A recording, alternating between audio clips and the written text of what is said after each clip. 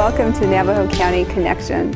I'm Dawnafe Whitesinger, County Supervisor for District 5. Today I have Paige Peterson joining me from the county. It's September and it sounds like everybody's kids are back to school and we're looking forward to fall festivities. Today we have a riveting conversation of budget, and the county budget, and how that impacts you as community members who live within the county, and more specifically about legislation and how that impacts our county coffers and budget. So we'll go ahead and just jump right in. We have a PowerPoint to share, and so today's format is going to be a little different, and we're hoping that it looks like a conversation. Paige has spent a great deal of time invested in ensuring that all of the departments of the county has spent a lot of time looking at the budget, paying attention to our dollars, and really seeing where our dollars are going and what our future is going to look like, making future projections based on state decision making. So if you look at this particular slide, it gives an idea that counties have been established for over about 150 years. We haven't really changed what counties look like and how they operate, and how the state has made particular mandates for counties to provide services. And so those are some of the things that we have seen that kind of change. I guess an archaic process really hasn't changed and impacts our county every day. At the next slide, and this one kind of grabs me every time that I see it, because this is only just a small portion of the services that Navajo County provides. So if you look, we have the public defenders, animal control, public health, elections, adult probation, adult detention, juvenile detention, school superintendent, child seat training, tobacco education, flood control, child support, economic development, and it goes on and on. And those are a lot of services that the county is responsible in providing those services. Right, and the state mandates us to do those, and we don't get to pick and choose. We are governed by the state, and we have to do what they mandate us to do. And before we did this process, I didn't really know the extent of the services that the county provides, and to get a small glimpse really is an eye-opener in a sense. And so when we look at our county and what we're responsible for, and what community members get from the support from the counties, you can see that we're an important part of the process of governing and supporting communities. Right, and we probably do impact our citizens really on a daily basis, even though they might not realize that, but we are out in the community every day providing services. Yes, that's a very good point. We are impacting them every day. I am having just a difficult time. We'll go with the flow here. Going on to the next slide, but I'll have Paige talk to you a little bit about this, and this is the tax property rate. Yeah, Navajo County's primary property tax rate for fiscal year 2016 is 84 cents. We are the fourth lowest out of all the 15 counties in the state. We have the fourth lowest primary property tax rate, but we are still required to provide the same services that the rest of the counties provide.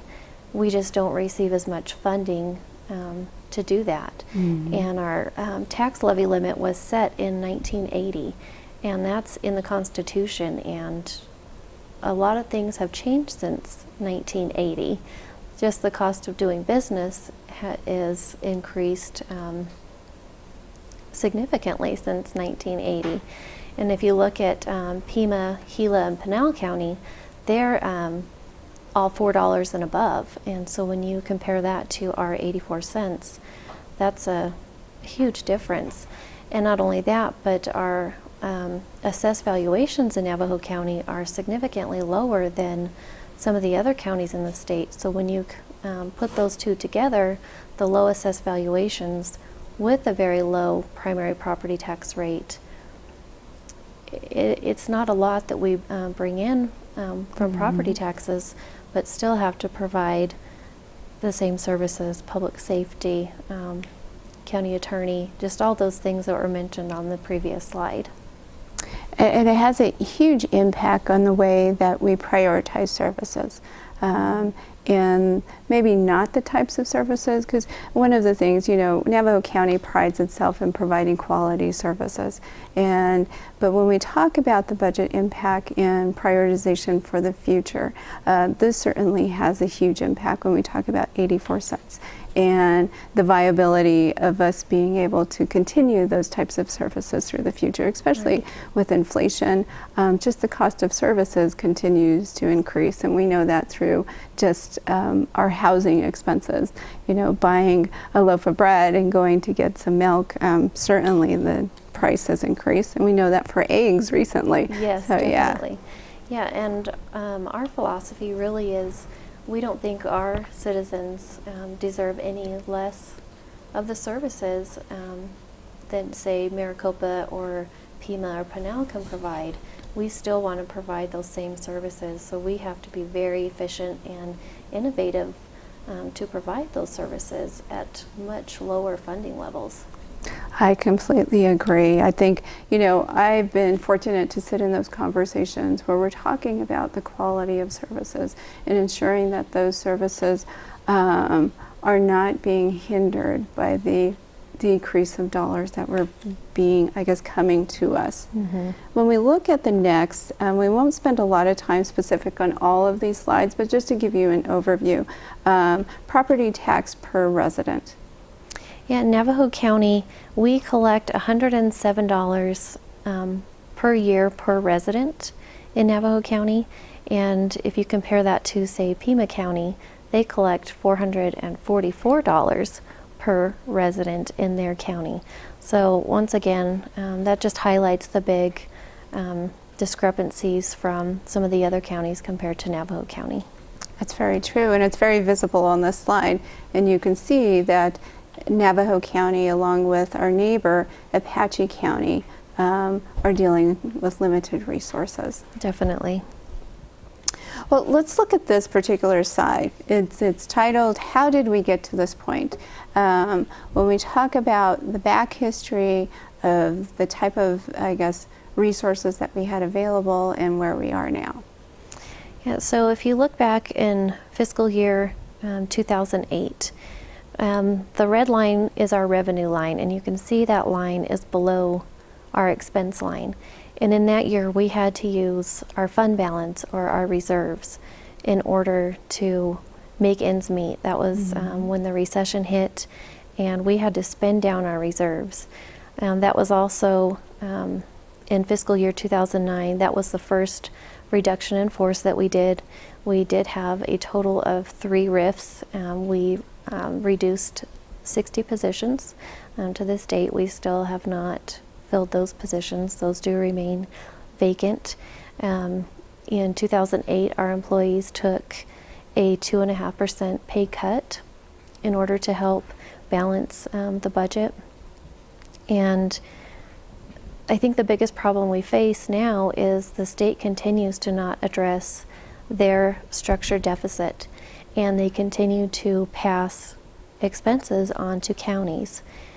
And we wouldn't be in the situation we're in right now if the state would stop passing on costs for state programs onto the counties.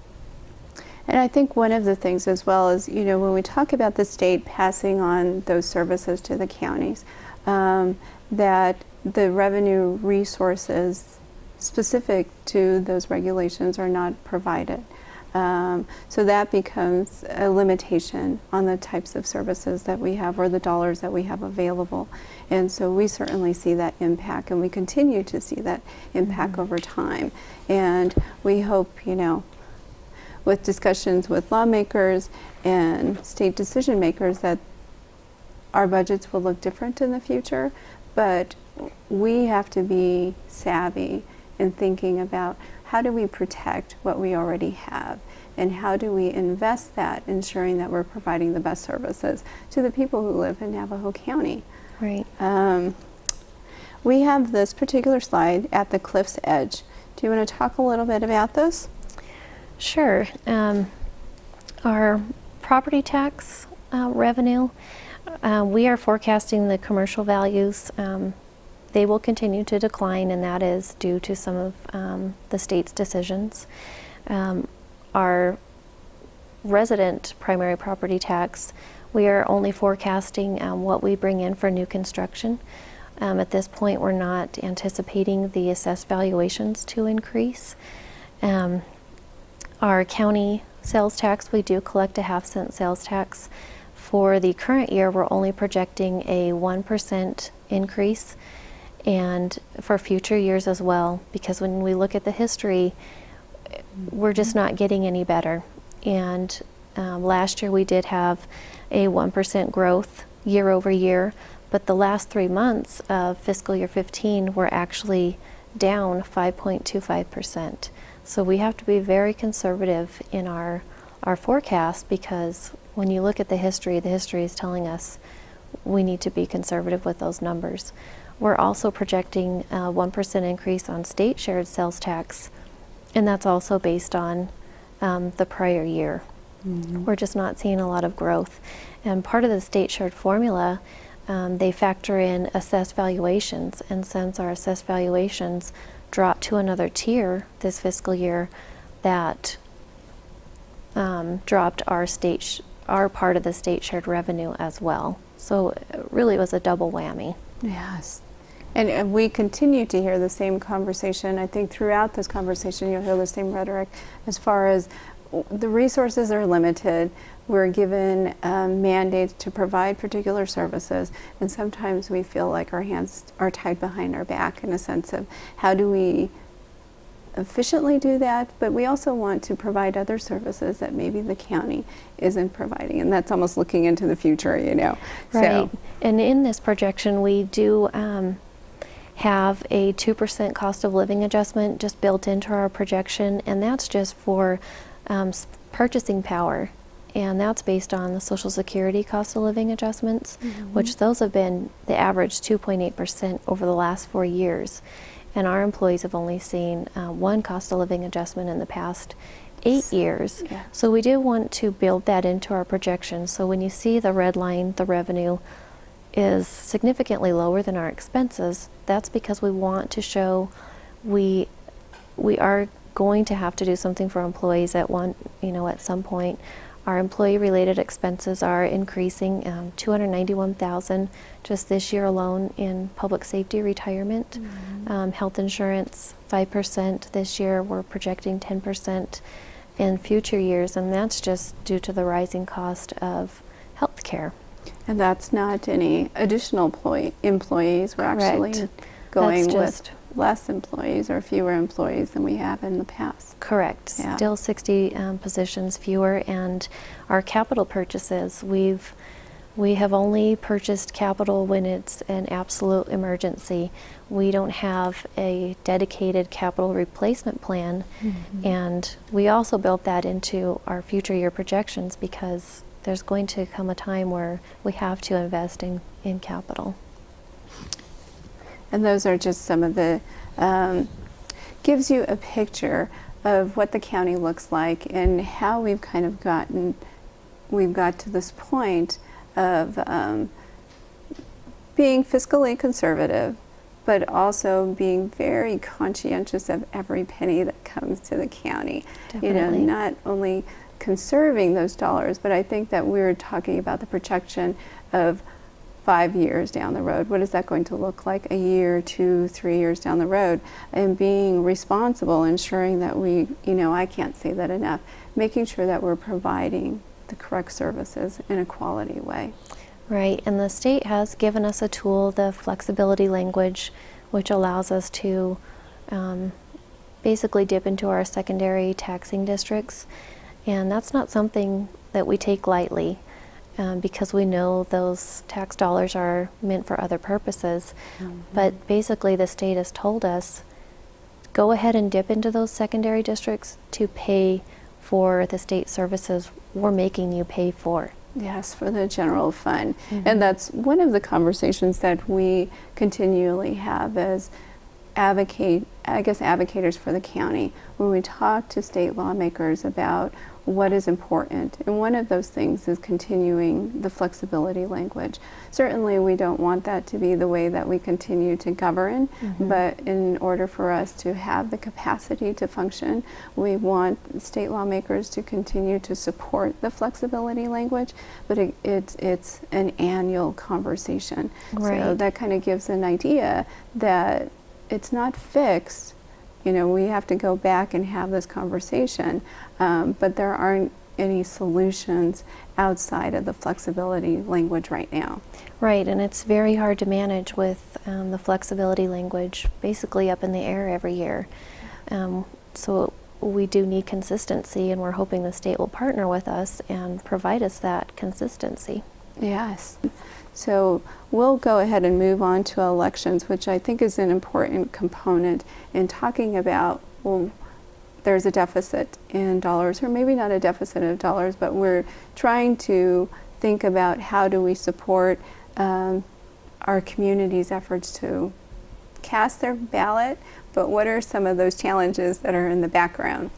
Yeah, right now our elections equipment is dead. It is not functioning. The server is broke, and the vendor that we originally went through 10 years ago is no longer in business. So we can't reach out to this vendor and say, we need a new server, because quite frankly, it doesn't exist. Right. And we need new elections equipment, or we could be hand counting ballots. And last year we counted 370,000 ballots, and we don't have the resources to hand count ballots. And this, to replace the equipment, it would take $400,000, which equates to about 1% of our budget, which is a huge chunk of our budget. But it's definitely a real issue and something we're going to have to address very soon. And this is one of the things that are at the forefront of conversation, so we can prepare for the upcoming elections. The other area that certainly we spend lots of resources, public safety. And so we'll talk a little bit about that. If you look at Navajo County, there are roughly about 107,000 residents. And so what does that equate to as far as us providing adequate services for the 107,000 people who live in the parts of Navajo County? We have 58 sworn law enforcement officers. 55 of those positions are currently filled. The average patrol mileage every week is 750 miles. Our county is 10,000 square miles, so that is a lot of ground to cover for our deputies. They put a lot of mileage on their vehicles, and when you look at our population and compare that to the national average, we only have half the number of deputies compared to the national average. So we could see how the budget affects public safety as well, and not only the amount of deputies who are serving our community, but the resources that they have available to them. So if we talk about 750 miles a day, what does that equate to over a year? And so when we talk about their patrol cars and ensuring that we have updated resources, sometimes those things become a challenge in trying to prioritize the needs of the Sheriff's Department, ensuring that they have the proper equipment with the dollars that they have available to them. Definitely, and the average mileage on our patrol vehicles now is about 130,000 miles. And for a car that you and I might drive, that's not that many miles, but patrol miles are hard miles. They have to respond quicker. They drive more aggressively than, just the normal person would. And so that's a lot of miles on a patrol vehicle. And how we replace our patrol vehicles now is we rely on grants. And the sheriff has been able to obtain some grants, and the deal the county has made with him is the county will provide a match. If he can get a grant for 3 vehicles, the county will match that. So we have made some improvements, but those cars get so many miles that we have to keep up on it. Yeah, and keeping up on it can be really challenging. And I think one of the things that this leads to as well with the I hate to keep saying lack of resources, lack of dollars, but that's kind of what it you know, comes down to. But when we have the challenges of our budget and the dollars and resources that we have available, it also impacts the deputy services that we have. So we might have deputies who come through, and our salaries might not be as competitive as other areas. Correct. And last year we saw a turnover rate in the sheriff's office of 19%, and it's because they can go to the valley and make considerably more money. Same with our detention officers. The turnover rate there was 53%. That's because Department of Corrections pays quite a bit more than the county does. So we train them and they go work somewhere else. Yeah, and it's very difficult to compete with that kind of salary. And certainly we want the people who work for us to feel like we're invested in them. And we do provide professional support and growth opportunities, but oftentimes the salary is what it comes down to. Yeah, it does a lot of times. Yeah. And this is, Paige talked a little bit about this, the aging public safety fleet. And so we'll go ahead and go on to the other slide. I think one of the things that, again, talking about the positive aspects of Navajo County, you know, we do have a budget that's very challenging. But despite our budget, we are continuing to look at quality services. And when we look at quality services, it often doesn't mean that Navajo County is a stagnant organization that does that all by itself. That certainly many of the things that Navajo County does is usually in partnership with another organization. So we have a few of those examples here. One of them is the WIOA regionalization. It is now Gila, Apache, and Navajo County. That's a workforce investment program that's through the county. We also have the Restoration to Competency partnership with Yavapai County. We used to send people to the state hospital, and their rate was $666 per day. And with Yavapai County, it's about $320 a day. $250 a day. Yeah, that is a huge savings, and so we were very grateful for that partnership with Yavapai. And then when we look at jail-based residential treatment program, this is a new program that the sheriff and other parts of the jail are looking at and providing, and ensuring that the inmates who are there might need services are provided quality services. And I think that's important for us to look at, not only in providing services to those that are there, but the families that are impacted by family members who might be incarcerated. So I always appreciate the conversations that Navajo County has when sitting at a table and building partnership, that there's always an invested interest in ensuring that we're looking at the best interests of the people that we serve and public safety. So, and this speaks to those components in ensuring that partnership is really, that we reflect that partnership is very valuable to us and to the community. Oh, definitely. And hopefully it prevents some reoffenders. This program could really save some lives and allow these people to live a normal life, and then they don't come back to us, which is what we hope happens. Yes. So we look at the county cash flow. We have this description of what I guess it looks like when we have money and or we're kind of waiting for money to be distributed to us and these kinds of things. So can you talk a little bit about this slide? Sure. There is a perception that counties do sit on a lot of cash, and we do have a 10% reserve policy. Our general fund budget this year is $45 million, so our reserve is $4.5 million, and we start that on July 1 with that $4.5 million. However, we only collect property taxes in the fall and the spring, so our cash balance falls pretty quickly because our payroll that's every 2 weeks, it's about $600,000 just from the general fund.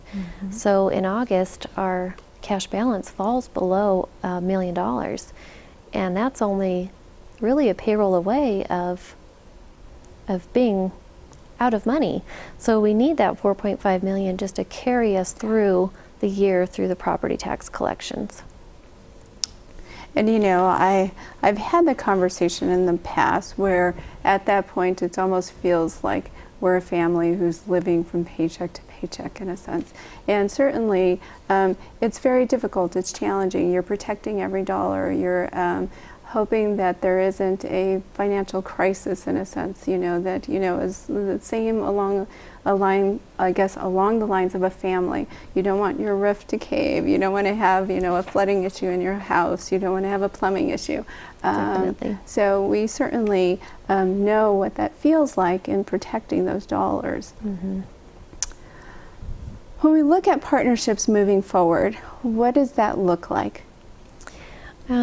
There was a task force that was formed, the Public Safety Retirement Pension Reform Task Force was the name. Our finance director, James Minlove, was actually a part of that task force.